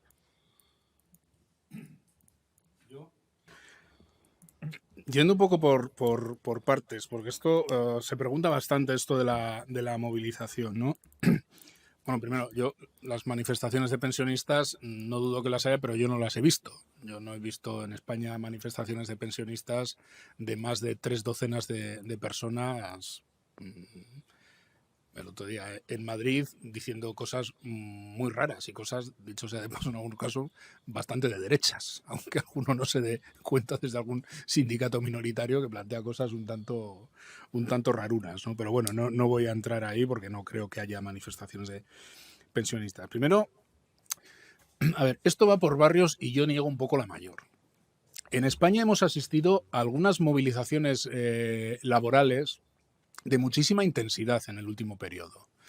El número de huelgas se ha incrementado de una forma importante en el año 2022. Pero hay movilizaciones en sectores que no se habían movilizado nunca, en el sector del comercio, en el sector de algunos servicios, o hay huelgas que no tenían precedentes desde los años 70. Por ejemplo, en el ámbito del metal, en varias provincias de España, recuerdo ahora la de Cantabria, con 20 días de huelga. Es decir, ha habido un proceso de movilización a veces un tanto desconocido, ¿no? Yo suelo plantear a veces con cierta ironía esto de que sabemos bastante más de las manifestaciones de Francia que de las manifestaciones de los metalúrgicos y de las metalúrgicas de Cantabria, donde hubo asambleas que no cabían en ningún espacio físico y hubo 20 días con movilizaciones de 10.000 personas en la calle, que se dice rápido. Y fuera de Cantabria yo creo que esto no se ha enterado ni el tato, ¿no? Igual habría que plantearse también qué ha ocurrido con esto y en qué hemos podido fallar en socializar estos conflictos, ¿no? Por tanto, movilizaciones hay muy ligadas, como digo, a la negociación en aquellos sectores más sindicalizados. Yo creo que los sindicatos también tenemos que lanzarle un mensaje a los trabajadores y a las trabajadoras, con todo el cariño y con toda la fraternidad. Aquí se sacan mucho más resultados donde la gente está organizada que donde no está organizada. Y a los sindicatos hay que pedirles cuentas de los resultados de las negociaciones globales donde las hacemos, en pensiones, en desempleo, en los grandes convenios sectoriales, y es más difícil pedirles cuentas por aquellas movilizaciones que no se producen allí donde la gente no quiere estar en los sindicatos, ¿no? Claro, hay 2.734.119 personas cuyo convenio colectivo en el año 2022 ha tenido una subida salarial media, es decir, muchos están por encima de eso, del 4,84%. ¿Alguien tiene alguna duda que esta subida salarial, que no absorbe el IPC, pero bueno, está situada prácticamente en el 5% de 2,5 millones de personas, está allí donde Comisiones Obreras y UGT tienen una representación fuerte y asentada? ¿Alguien tiene alguna duda de que estas personas responden a procesos de negociación o muy asentados o con movilizaciones? No hay ninguna duda, hay una causa-efecto directísima. Claro, hay otros ámbitos donde evidentemente es mucho más difícil movilizar. Por tanto, yo niego en parte la mayor, creo que hay mucha diferencia. El problema de que no haya una ANC es que se abren las brechas de desigualdad, donde hay más sindicalización y donde hay menos. Y luego hay otro tema que no podemos perder de vista. Yo daba el dato al principio. Es que en España hay mucha gente que lo está pasando muy mal, hay mucha gente que tiene muchos problemas para llegar a fin de mes, pero se han protegido prácticamente 18 millones de rentas, ¿eh? Y un proceso de devaluación salarial como en el que en efecto está sufriendo nuestro país no se aborda igual con 20.400.000 cotizantes a la Seguridad Social que con 19 o 18 millones. Si en España hubiera 18 o 19 millones de cotizantes a la Seguridad Social, es decir, 5 o 6 millones de personas desempleadas, el país estaba ardiendo. Pero como las políticas de contención del empleo que hemos planteado los sindicatos han funcionado, la gente está viviendo con angustia la pérdida de salarios reales, pero no con el dramatismo que se tuvo en otros momentos históricos, porque se han hecho cosas muy importantes. Y revalorizar un 8,5 las pensiones de 10 millones y medio de personas, pues a nadie se le escapa que, claro, destensa la situación social en nuestro país. Y sobre las subidas salariales de los sindicatos y los conflictos que hayamos podido tener, al menos en lo que a nosotros corresponde. Yo lo he dicho más de una vez y más de dos y lo diré más. Un sindicato no es una empresa. Un sindicato no tiene un beneficio, no tiene una plusvalía. Las direcciones de los sindicatos no gestionamos ventas de productos al consumo del cual nos lucramos. Nosotros somos una organización donde eventualmente algunas personas la dirigimos y tenemos que administrar los recursos que pone en común la afiliación. La afiliación. Y por tanto, en las relaciones laborales que se gestionan dentro del sindicato, que existen y hay que regularlas con trabajos de dignidad y con salarios adecuados, evidentemente, hay que ponderar distintas claves. Y si nosotros hemos dicho que en un momento de inflación del 8,5% congelamos las cuotas a nuestra afiliación, mucha de la cual puede ganar el salario mínimo interprofesional, y nos ha parecido adecuado congelar la cuota para que puedan seguir organizados en su organización, pues evidentemente esto tiene unas consecuencias de contención salarial hacia nosotras y hacia nosotros mismos. pero no tiene nada que ver con esto que se dice de en casa del herrero cuchillo de palo. Es que el que dice eso es que no entiende lo que es una organización sindical, y por eso estamos teniendo pues una política, lógicamente, de contención salarial en un momento en el que, para que la gente siga afiliada al sindicato y se pueda seguir organizando, hemos decidido congelar voluntariamente nuestros ingresos. Pero es que esto no es una empresa, no hay una plusvalía, no hay un beneficio, no hay un accionista. Hay unas direcciones que gestionan temporalmente los recursos que cientos de miles, millones de personas ponen, a veces con un gran esfuerzo, porque pagar una cuota cuando se tiene un trabajo a tiempo parcial y se lleva a casa 400 o 500 euros, pagar una cuota es un gran esfuerzo, y hemos hecho ese ejercicio de corresponsabilidad. ¿Que esto dé pie a conflictos? Pues se gestionan y normalmente se resuelven. No incidiré excesivamente más en relación al tema de las movilizaciones. Coincido con el análisis que ha hecho Unai. En todo caso, yo tengo la percepción de que las movilizaciones que se apuntan como tal son aquellas que tienen algún elemento de violencia. Y desde mi punto de vista eso es un gran error, porque hemos visualizado las movilizaciones del convenio provincial del metal de Cádiz abriendo los noticiarios de nuestro país, y efectivamente ha sido un conflicto muy importante, pero fundamentalmente porque había sesgos de violencia. No hemos hecho lo mismo con el convenio del metal de Orense, que duró la huelga prácticamente los mismos días. Una provincia como Orense, pues porque no se produjo ningún tipo de violencia. Por eso creo sinceramente que tenemos que aterrizar y analizar los conflictos que se han producido en nuestro país, las huelgas que se han producido, los lugares donde se producen las huelgas, las movilizaciones que se producen en el entorno de las huelgas, para poder aproximarnos a por qué, como antes decía Unai, hay una parte importante de las trabajadoras y los trabajadores que efectivamente pues hemos conseguido convenios colectivos en unos niveles superiores que otros convenios colectivos, y además muchos de ellos con cláusulas de revisión salarial. Las organizaciones sindicales no somos empresas ni organizaciones con ningún tipo de ánimo de lucro. Los que dirigimos tenemos la obligación de gestionar los recursos que ponen afiliados y afiliadas al sindicato, que tienen muchas veces lo hacen con sacrificio, lo hacen pagando una cuota con salarios bajos, y nosotros desde ese punto de vista tenemos la obligación de administrarlos.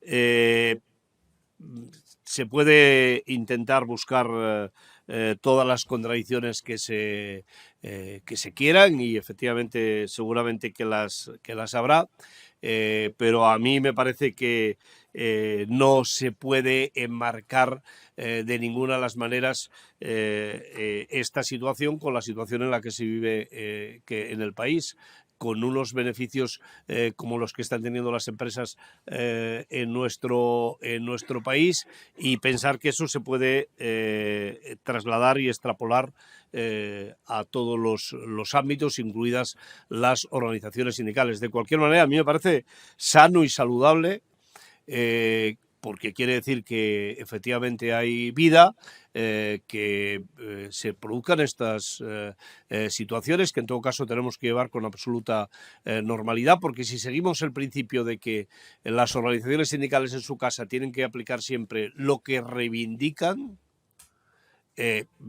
la desproporción a medio plazo entre los afiliados que pagan con sus cuotas los salarios de los trabajadores de las organizaciones sindicales sería absoluta y absurda. porque las organizaciones sindicales, cuando planteamos nuestras reivindicaciones, ya sabemos que eso no va a ser el resultado final. Difícilmente hay un convenio colectivo donde planteemos de salida en una plataforma una reivindicación y que luego esa misma reivindicación sea la que esté en el convenio. Yo creo que ese es un elemento que no se puede dejar de lado, pero en todo caso creo que tenemos que ver este tema y desde luego nosotros lo vemos, por lo menos desde la UGT, con absoluta tranquilidad y conscientes de que forma parte del momento que vivimos y del juego democrático. Hola, buenos días. Laura Olías del diario.es. Gracias por la rueda de prensa. Aprovechando la presencia, una preguntilla sobre el Estatuto del Becario. Lo vamos a tener antes del 1 de mayo, lo vamos a tener pronto. ¿Creen que puede haber acuerdo con la patronal en este sentido? Y una segunda pregunta que breve. Me da la sensación de que a nivel de... Está muy centrado en los salarios en la patronal este 1 de mayo, pero de cara al gobierno, básicamente han incluido la reivindicación de la fiscalidad y poco más. No sé si a nivel laboral queda algo por hacer en esta legislatura que ustedes consideren que dé tiempo o que sería importante iniciar, al menos, ya que no sabemos qué gobierno habrá después de diciembre. Gracias.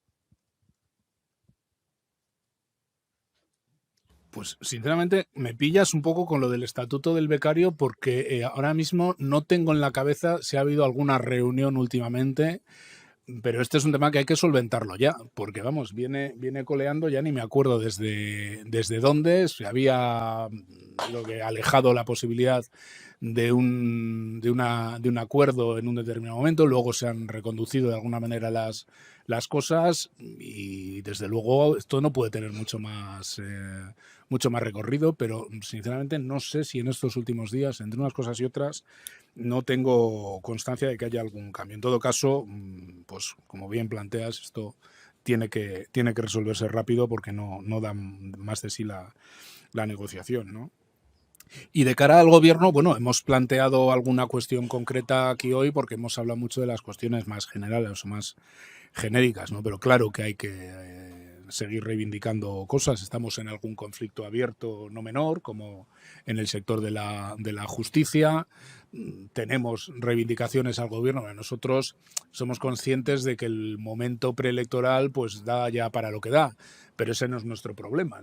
Nuestras reivindicaciones siguen vigentes respecto a modificar la regulación del despido en España, respecto a cambiar la ley de desindexación o la ley de contratos públicos, es decir, nuestras reivindicaciones siguen plenamente vigentes, ¿no? Otra cosa es que somos conscientes que cuando se empiezan los ciclos políticos las cosas dan de sí lo que dan, pero las reivindicaciones, más allá de las fiscales, como planteas, en nuestro caso siguen totalmente vigentes. En relación con el Estatuto del Becario, conviene recordar que las organizaciones sindicales y el Ministerio teníamos cerrado un acuerdo.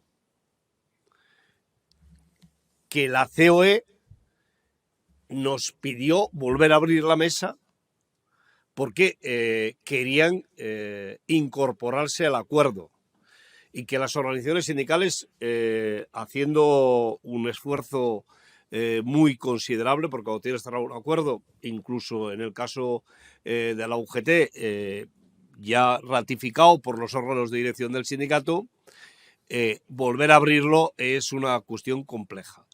Aceptamos porque nos parece más importante el acuerdo, la viabilidad del acuerdo estando la COE dentro de unos márgenes razonables que decir no nos vamos a sentar porque hay un acuerdo. Se le ha hecho a la COE una propuesta y estamos sin respuesta. Y es evidente que el gobierno, si no hay respuesta, tiene que volver al punto de partida. Y, por tanto, tiene que poner en marcha el acuerdo previo que tenía con las organizaciones sindicales. Y eso no se puede para nada dilatar en el tiempo. Eso hay que ponerlo en marcha de manera inmediata. Quedan, efectivamente, y hay un paquete de reivindicaciones muy importantes frente al gobierno. Estamos muy lejos de haber llegado al sumum. Ahora, a mí me parece que tiene mucha importancia, primero, consolidar el proceso de concertación. No hay que obviar que los procesos de concertación políticamente no están asumidos igual por unos que por otros, ¿no? Creo que la prueba evidente es la situación que tenemos en Castilla y León. Por tanto, en este 1 de mayo nos parece que es muy importante consolidar este proceso, porque es que la concertación ha traído unos resultados extraordinariamente positivos para los trabajadores y las trabajadoras de nuestro país, para las personas de nuestro país. Y por tanto, este 1 de mayo, desde ese punto de vista, creo que nos tiene que servir para sacar pecho y exigir que ese sea el mecanismo que funcione en nuestro país, más allá de quien los ciudadanos y las ciudadanas decidan que están en los gobiernos. Y esa, por tanto, es una exigencia, es una reivindicación que queremos hacer y que nos gustaría que se introdujera en este proceso de elecciones, no solo autonómicas y municipales que vamos a vivir en un periodo muy breve de tiempo, sino también desde una perspectiva global como dinámica del país. Tengo la sensación que los grandes temas no se van a abordar en el final de la legislatura. No porque nosotros no queramos, porque hay algunas cuestiones que nosotros tampoco vamos a poder marcar el paso siempre y en todos los temas. Ahora, algunas cuestiones importantes se tienen que abordar antes de que acabe la legislatura. Por supuesto, hemos hablado de salud y seguridad. Hay un compromiso por parte del Ministerio de Trabajo en la firma de la estrategia de salud y seguridad con las administraciones de las comunidades autónomas, los empresarios y los sindicatos, de abrir una mesa para hacer una revisión de la legislación en materia de salud y seguridad. Y ese es un tema que no tiene espera, que no tiene excusa, porque la situación en esta materia en nuestro país es una situación compleja. Tenemos todo lo que tiene que ver con el despido, con las causas de despido y con el coste del despido, y en ese sentido también hay un cierto margen para poder tratar algunas cosas con el gobierno antes de que acabe la legislatura. Pero miren, una parte muy importante de las reivindicaciones del movimiento sindical en España radican en las comunidades autónomas. Y no vamos a dejar de situar con fuerza en esos ámbitos que se abra un debate en relación con la vivienda. La vivienda no cae del cielo.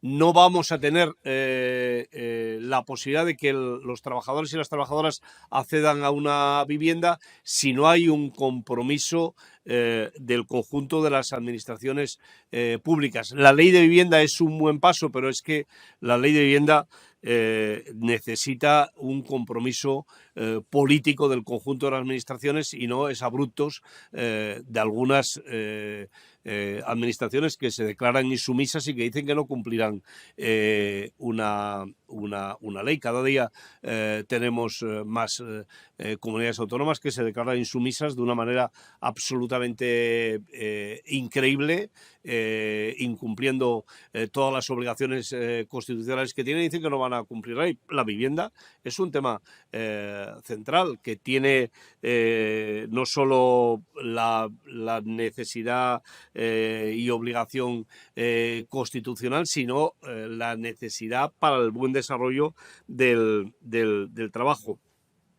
o los propios contratos de las administraciones públicas de contratación de bienes y servicios que con toda seguridad hay que darles una vuelta. Antes Unai hablaba de la indexación, pero está la indexación, pero también están en ver la transparencia de los márgenes de beneficios de quien contrata con la administración y después cómo subcontrata a precio mucho más bajo, quedándose beneficios altísimos. La administración, en ese sentido, tiene que avanzar también en la contratación. Por tanto, yo creo que esta es una manifestación en la que hay efectivamente un nivel de reivindicación muy alto también frente a el gobierno y también de exigencia al conjunto de la sociedad de un modelo que es un modelo de éxito, que es el modelo de concertación.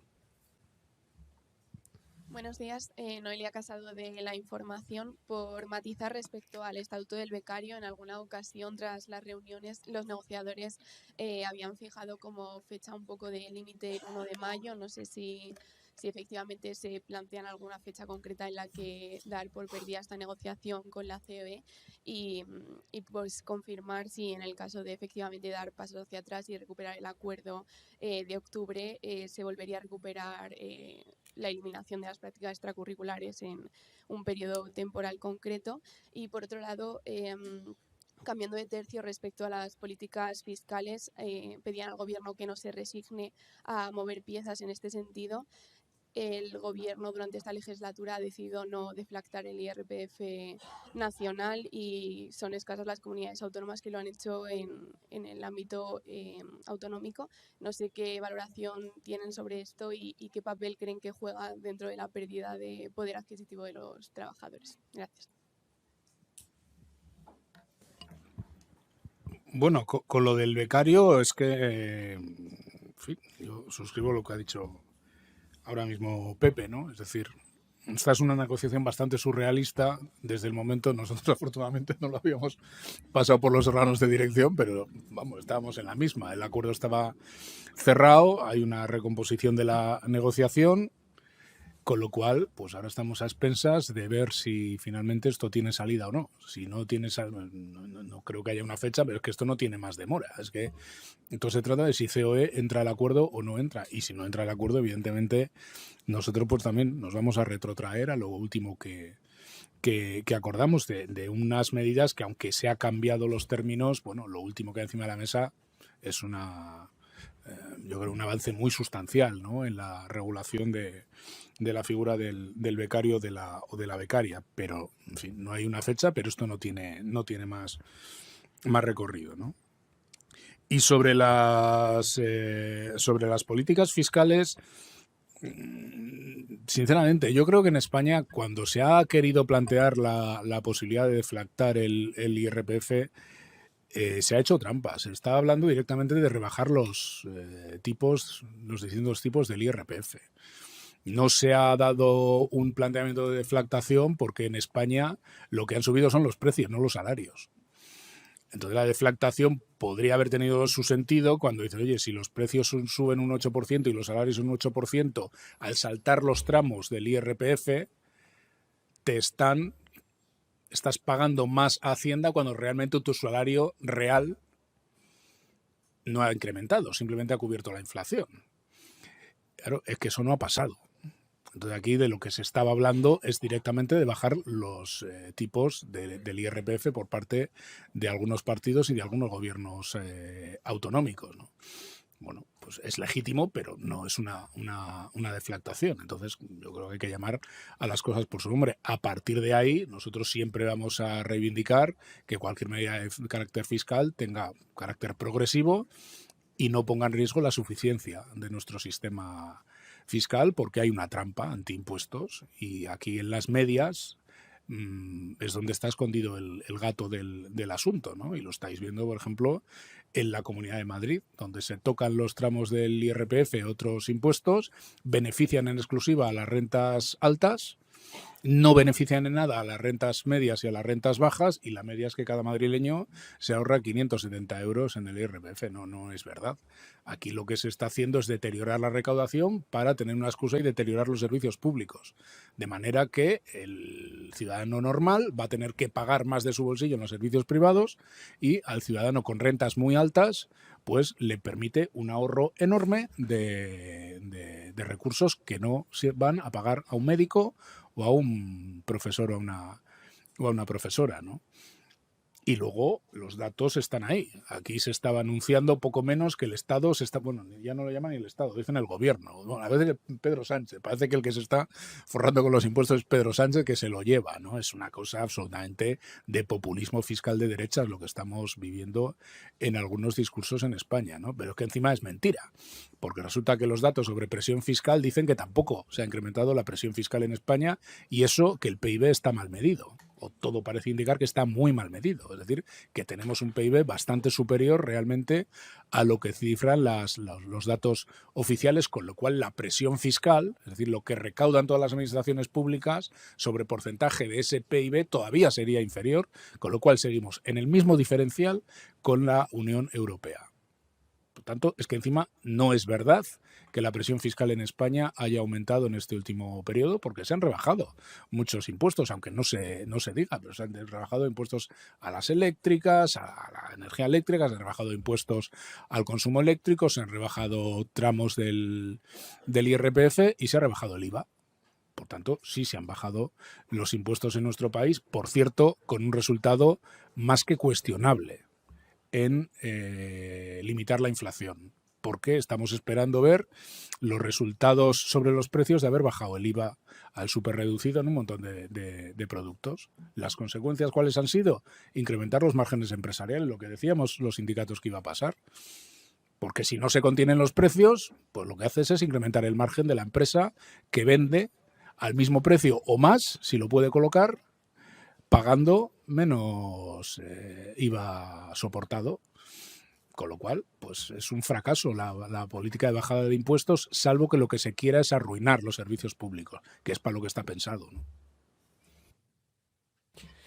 La verdad es que yo no estoy en condiciones de decir el 1 o el 2 de mayo. El 3 de mayo es la fecha límite. Creo que la mejor manera de avanzar o de romper es no situarnos una fecha como fecha tope. En todo caso, creo que la COE le está tomando el pelo al Ministerio de Trabajo, lo digo sinceramente. Es decir, que hayan tenido la capacidad de reabrir una mesa que ya tenía un acuerdo cerrado.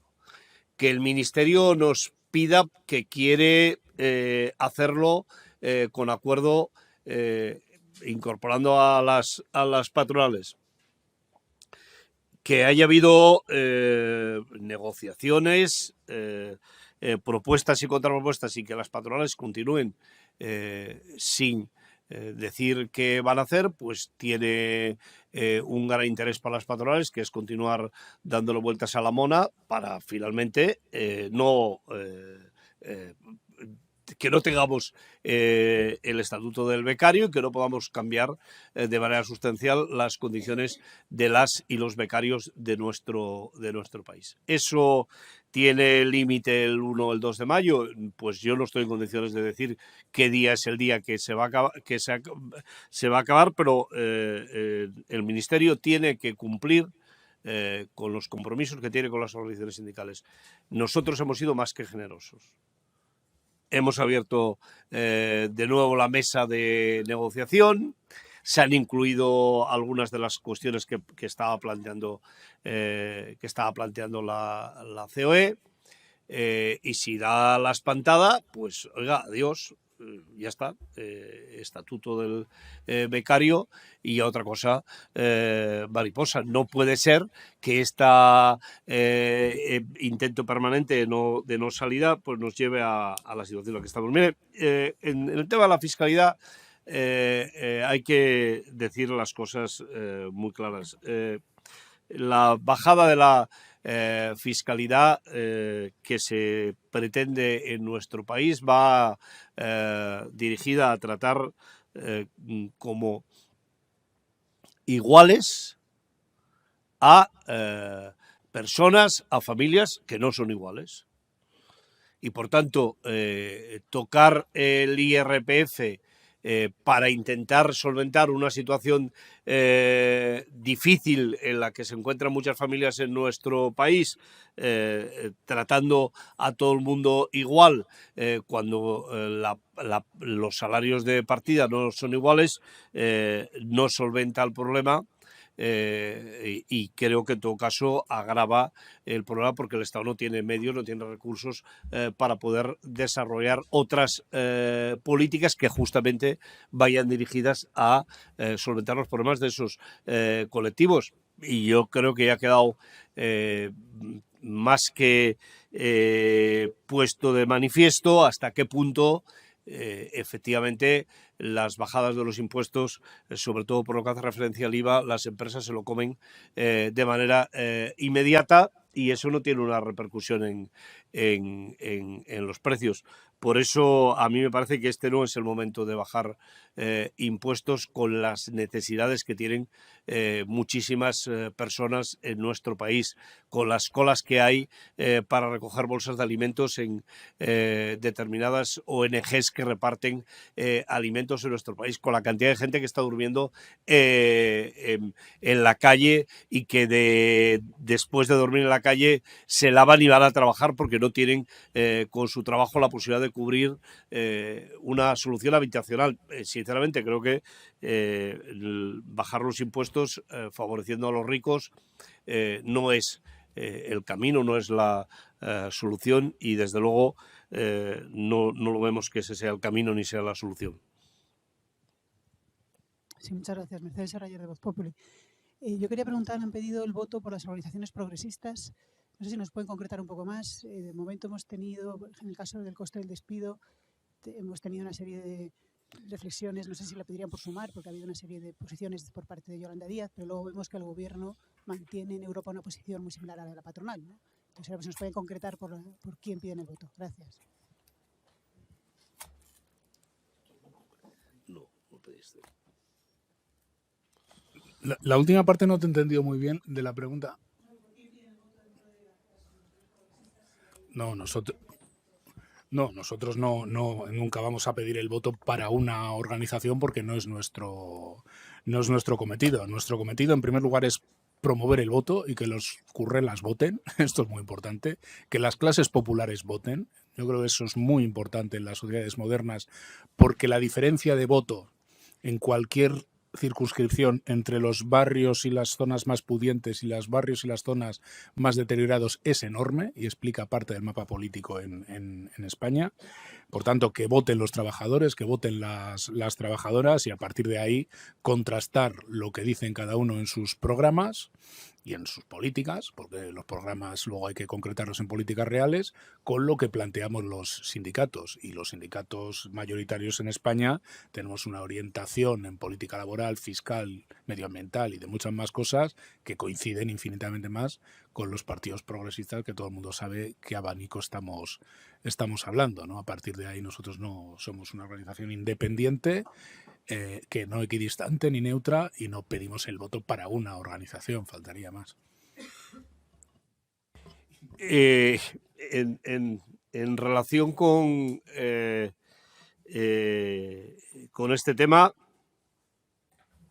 agregar a lo que ha dicho Unai, en todo caso, que a mí me parece que los trabajadores de este país van a ir a votar con mucha más tranquilidad si tienen asegurado la reforma laboral.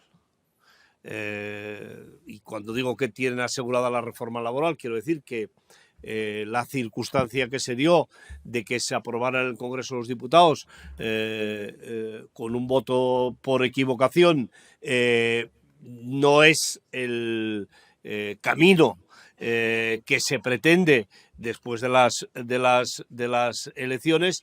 A mí me parece que eso o dar por resuelto el acuerdo de las pensiones, pues son dos cuestiones que están en la mano de todos los partidos políticos situarlas programáticamente. Y yo estoy convencido que los afiliados de los sindicatos y los trabajadores en general en nuestro país, eso les despejaría muchas incertidumbres. Por tanto, a mí lo que me parece que tiene un gran calado es dos cuestiones. Participación, que nadie se quede en casa.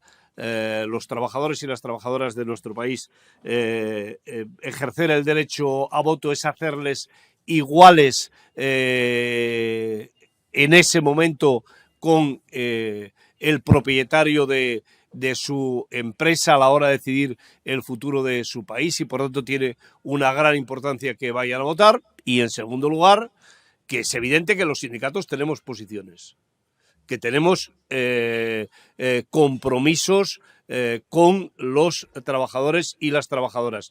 Y si esos compromisos están muy reflejados en los programas de los partidos políticos, con toda seguridad será un aliciente que tendrán, pero será algo que en todo caso tendrán que decidir los trabajadores y las trabajadoras de nuestro país.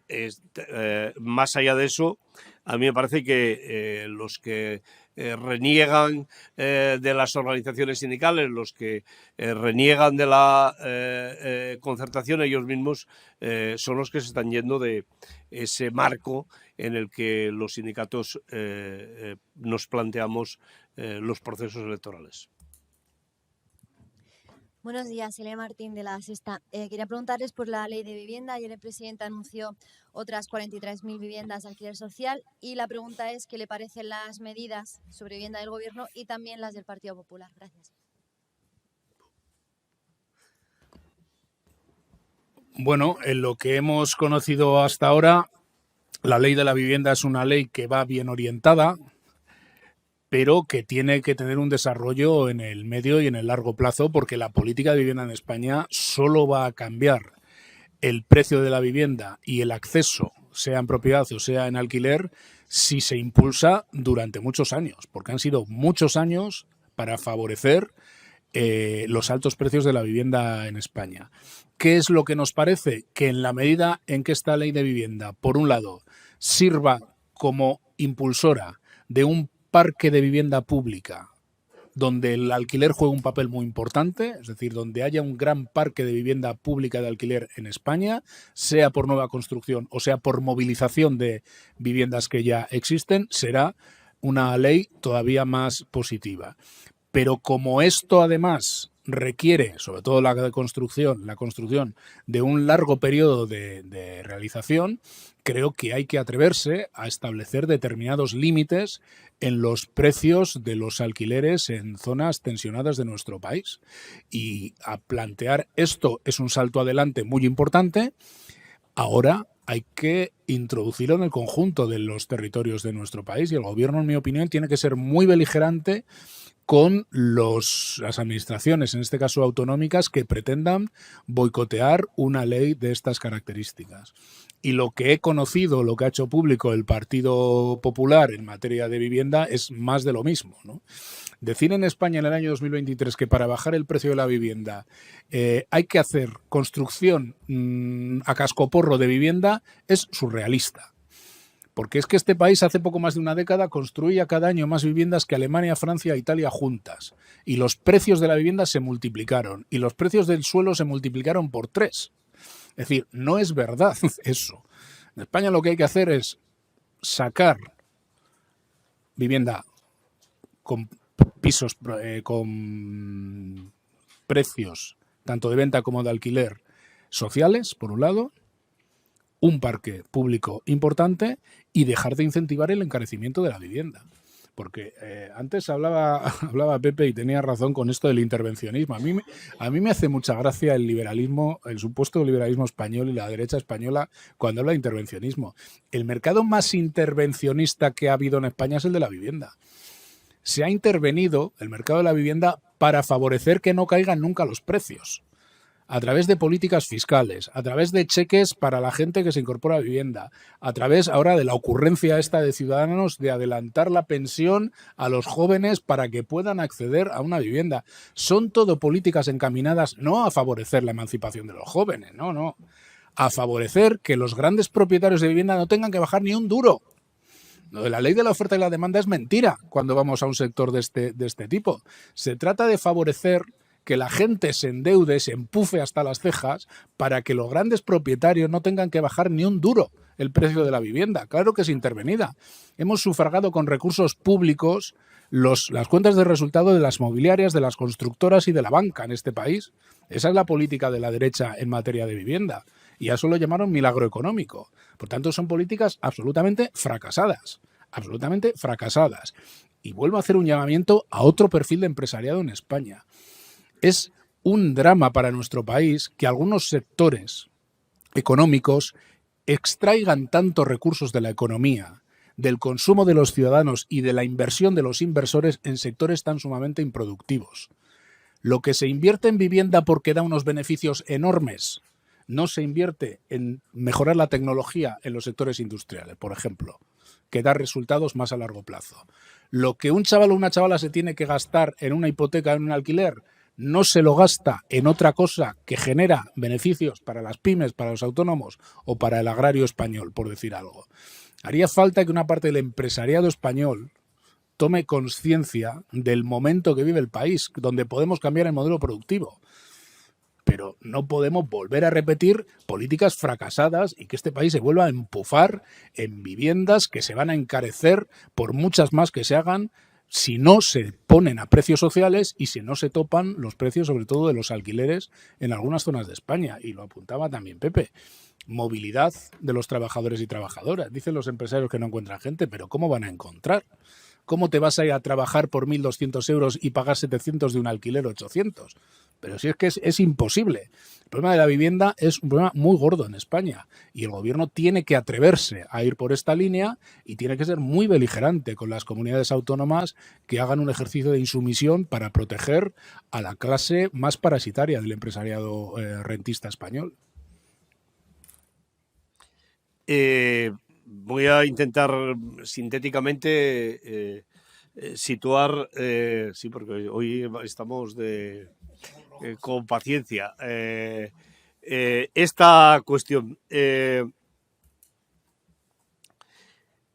Primero, yo creo que la ley de vivienda es un instrumento extraordinariamente positivo, un instrumento concertado que tiene que solventar los problemas de vivienda de nuestro país a medio y a largo plazo.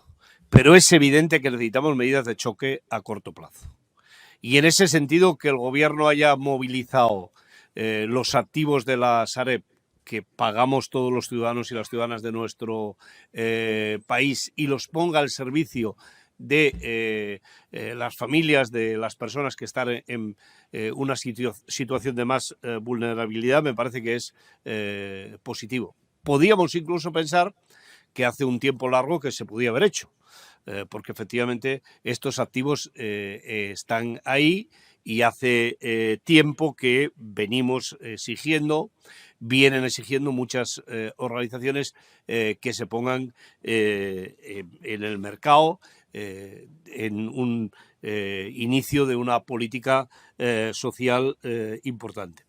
El presidente ha hecho otro anuncio que me parece también extraordinariamente positivo, que es la movilización de recursos europeos, que por cierto ya estaban ahí. De hecho, la última reunión que tuvimos con el Gobierno aparecían esos recursos europeos, tanto para poder facilitar la rehabilitación del parque de viviendas como construcción de nueva vivienda. Y creo que introducir en el mercado a medio, pero sobre todo a corto plazo, hablando de vivienda, ese número tan importante de viviendas, que puede estar por arriba de las 70.000, es un elemento que a mí me parece que tiene una extraordinaria importancia. y sobre todo tiene una extraordinaria importancia que lo veamos desde la perspectiva de las zonas del país más tensionadas en relación con el tema de la vivienda. Vivienda pública, vivienda social, vivienda de alquiler. Y además esos recursos tienen que ir condicionados a que ninguna administración de manera unilateral pueda hacer un pelotazo, como se ha hecho en este país, como ha hecho la Comunidad de Madrid, como ha hecho el Ayuntamiento de Madrid, vendiendo a fondos buitres ese parque que se había hecho con recursos de los ciudadanos y de las ciudadanas.